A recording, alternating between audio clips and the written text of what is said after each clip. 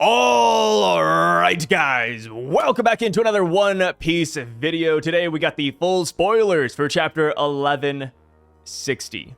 So, real quick, but if you have not read the spoilers for yourself though yet, I will be linking it down in the pinned comment, as well as typing out piece by piece so you can check it out there if you don't want to watch the video. So, getting right into it, the Buccaneer Davy Clan talk.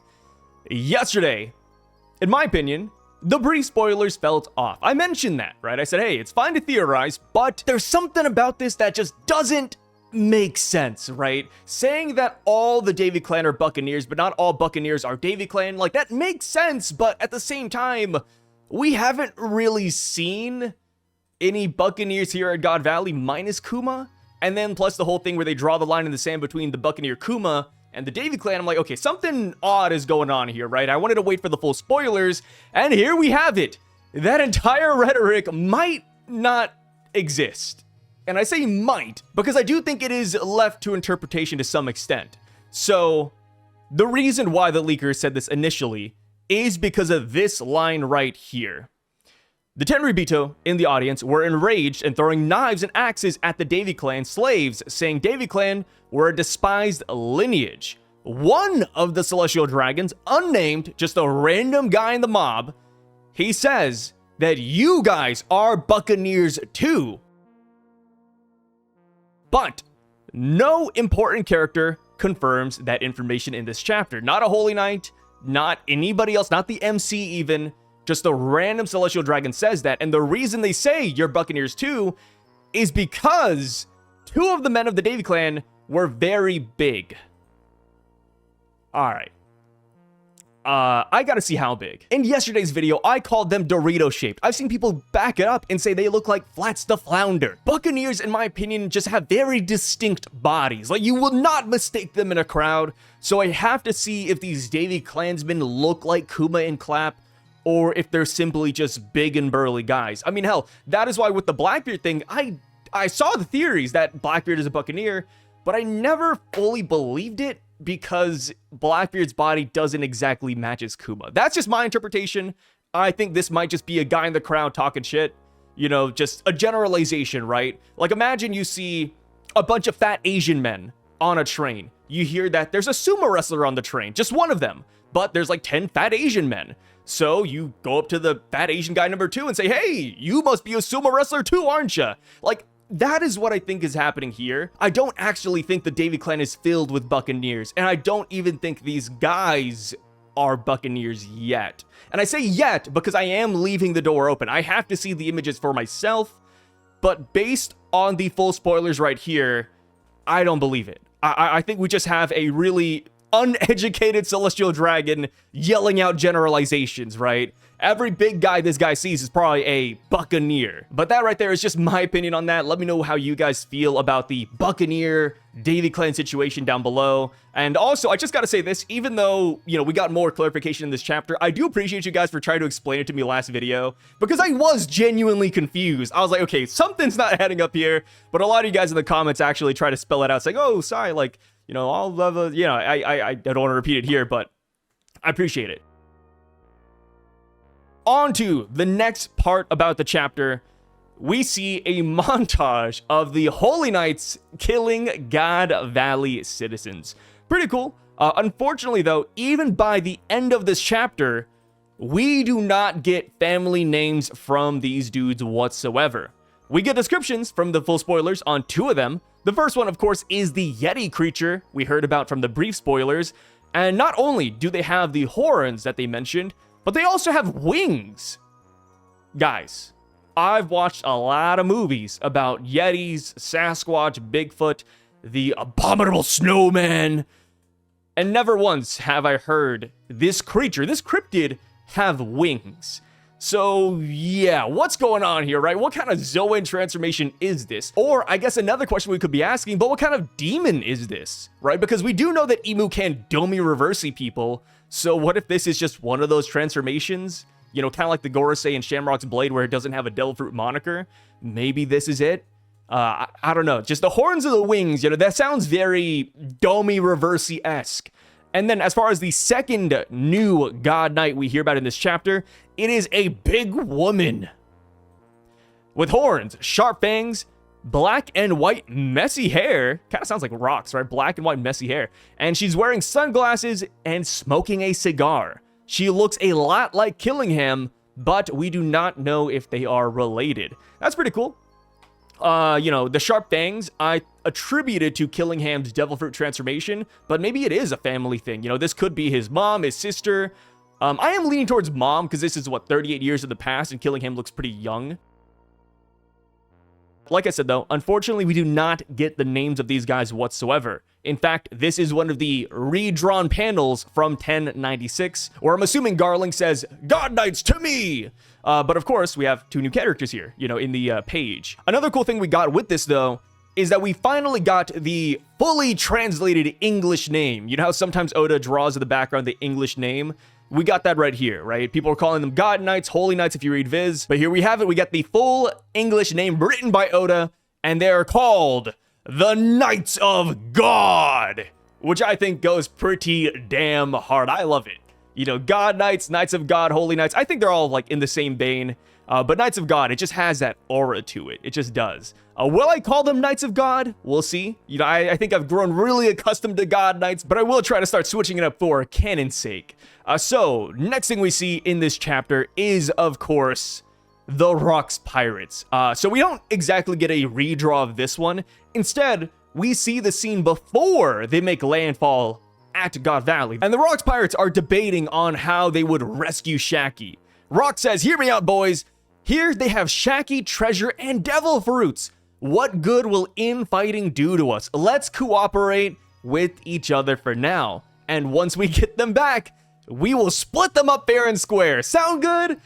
Which is kind of heartbreaking because, you know, deep down, he's saying this just to get them all to work together because he doesn't care about any of this, right? Rocks on any other Tuesday would be like, "Hey, you know, it's all mine," or, you know, finders keepers. But here he's like, "Hey guys, please, can we just settle down and focus on the job," right? Because he's thinking about his family. So because Shakky is the topic of conversation, we got some pretty funny dialogue coming out of here. We got Barbell, the catfish fishman. He says, "How the hell are we gonna split up Shakky?" Shiki says, "Obviously, she's gonna fall for the guy who saves her." Kyo says, "You're so damn right. So stay away, all of you," which is cool. Last chapter, people did point out that we did not see Kyo leading up to God Valley, which I thought was weird, right? You know, Wang Ji makes sense because he was gonna stay back on the island because he murdered Don Marlone, and he also kidnapped Shakky, so him staying out of the action makes perfect sense. Kyo did not. But here we have it. He made a reappearance right here. Captain John is the next one who says something. He says, "No, Shakky will fall for the guy who ends up with the most treasure." Pretty in line with Captain John. Even Whitebeard is joining in on this too. He starts off really well. He says, "Do what you guys want. I'm going to save her as a friend. But also, if she falls in love with me, I wouldn't mind that either, bro." Whitebeard, he's got that dog in him. Stussy, pretty upset about this. She says, "What the hell do you mean by that, Newgate?" Gloriosa says, "If I save Shakky, Roger will thank me." But, I've seen some people being kind of confused about the part. But it's like, guys, the reason why Gloriosa is distraught about this is because she wants to save Shakky. But also, if she saves Shakky, Roger is just going to fawn over her, not Gloriosa, right? And then we have Struce in here as well, saying, "Hey, yeah, you know, Wang Ji's staying home. You know, he's forbidding everybody from going to the bar," which, Lin next up says, "What a bunch of idiots. Even if the world ends tomorrow, Shakky will not turn towards any of you," which is correct, right? Because at the end of the day, they do go towards Rayleigh. And then we have a young Kaido coming in saying, Lin, are you actually going to give me a devil fruit?" And I thought that was hilarious, right? Big Mom and Kaido, they have this brother-sister relationship going on. They've kind of always had that vibe to them, and it's getting re-emphasized here, in my opinion. And I don't know, man, like Big Mom saying that she wanted to get devil fruits for her kids, but also including Kaido on that list. Pretty freaking awesome. Next thing we see, though, after the Rocks Pirates introduction, we see Dragon. And he actually did manage to rescue Shanks and Shamrock. I don't know how he does it. I'm assuming it's just because all the God Knights are busy slaughtering people, and it's because the pirates are arriving on the island. But yes, Dragon does manage to get baby Shanks and Shamrock. The full spoilers just say twin babies, but I think we know who that is. It's kind of curious, right? I do wonder if we see Shanks and Shamrock, or if Dragon just rescued twin babies that he doesn't know. I'm leaning towards it just being the obvious Shanks and Shamrock, but yeah, Dragon saves the twins for now, but we do know that Shamrock at least does go back to his father at some point in time, so something's gonna go awry here. I can totally see somebody witnessing Dragon saving the babies, and then they go after Dragon. Like Garling, for example, maybe out of the corner of his eye, he's like, hey, that's my son over there. And then, you know, obviously they chase him down, and then Dragon only manages to save one of the babies. So the next thing we see, of course, are the Roger pirates. And Roger said that he's going to rescue Shakky alone, and his crewmates should go and just focus on getting treasure, which of course the treasure leads them to Shanks. But the Roger pirates do not listen to Roger whatsoever. Instead, they trample Roger because they all want to take back Shakky. I love how everybody's like united on this front. And now for the last faction, we got the Marines at God Valley led by Garp. And this right here is where we end the chapter with a double page where Garp uses Meteor Fist to attack some pirates from his ship, while the Marine soldiers on the island are crying for joy because reinforcements have just arrived. Yes. This entire chapter, in my opinion, was fine. I think it's a good chapter, but it's just setup. You know, this is the appetizer, the amuse-bouche of God Valley. Next week, the next couple of weeks, right, because we have a break next week, will be Hell on Earth. That is what I'm expecting. I'm expecting some really big things. I think Oda knew what he was doing by dropping this chapter, then saying, hey, peace out for a week, guys. He's working on God Valley. We're getting it, guys. I am so confident. I held a poll a while back asking people like, hey, do you think we'll get God Valley in this flashback? Yes or no, maybe later, blah, blah. And at that point in time, I think that poll was 50-50. If I were to hold that poll today, I think it'd be 80-20. I think a lot of people can see where Oda's going with this. I do not think we're going to get a cutaway. With how much build-up we have with these characters, with how this chapter ended, we're not leaving. Right? For the Kuma flashback, it makes sense why we left, right? Oda started at God Valley, and then he ended in Sorbet Kingdom, right? Oda right away told us that we are not getting God Valley. Start at God Valley, leave God Valley in the same chapter. This chapter, all build up. So I do think come 11, 61, 62, 63, we're just going to get non-stop action.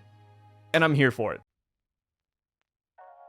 I will say, though, a little bit disappointed, personally, that we did not get all the Knights of God, but I'm fine with that, right?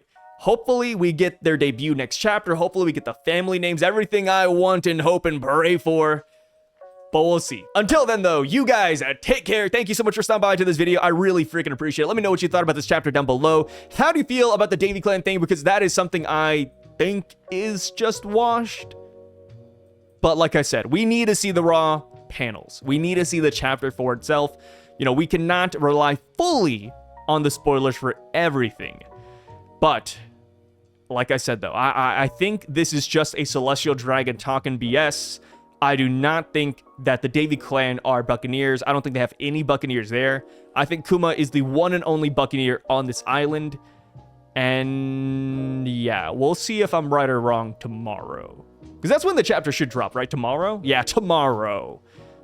Peace out, guys. And also, in the next few days, we're going to be doing a post-game video going over the comment section. So if you want your comment read, please leave it down below. I forgot to say this in the video, but you guys know the drill now. So yeah, leave all your theories, opinions, and etc. down there, and we'll be back in 2 to 3 days, brother. Maybe a little bit longer because there is a break week. I might, you know, chill, play some Silk Song, some Borderlands, Chronos. There's a lot of games too. Maybe I'll even demote in League of Legends.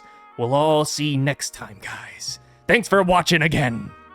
Ah!